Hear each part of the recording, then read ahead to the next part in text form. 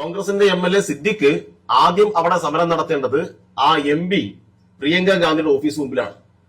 വയനാട്ടിലെ കോൺഗ്രസ് നേതൃത്വം, വയനാട്ടിലെ യൂത്ത് കോൺഗ്രസ് MP പ്രിയങ്ക ഗാന്ധിയുടെ ഓഫീസിലേക്ക് സമരം നടത്താൻ ധൈര്യമുണ്ടോ, തയ്യാറുണ്ടോ എന്നാണ് ഞങ്ങളുടെ ചോദ്യം.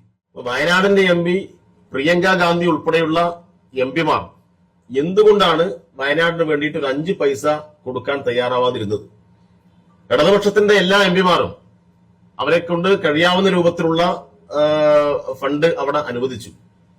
പക്ഷെ കോൺഗ്രസ് MP മാർ ഫണ്ട് അനുവദിക്കാത്തത് കേരള വിരുദ്ധമായ സമീപനം തന്നെയാണ്.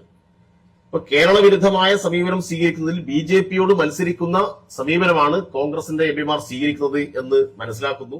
കള്ളം പ്രചരിപ്പിക്കുകയാണ്. യഥാർത്ഥത്തിൽ ഇടതുപക്ഷ ഗവൺമെന്റിനെ താഴെയിറക്കാൻ വേണ്ടി കോൺഗ്രസിന് വലിയ ആഗ്രഹമുണ്ട്. പക്ഷെ അവർ മുന്നോട്ട് വെക്കുന്ന സമരവും മുദ്രാവാക്യവും എല്ലാം പരാജയപ്പെട്ടു പോയപ്പോ അവര് വളഞ്ഞ വഴിയിൽ ചില ആളുകളെ രംഗത്തിറക്കി നടത്തുന്ന സമര നാടകമാണ് ഇപ്പോൾ കണ്ടുകൊണ്ടിരിക്കുന്നത്.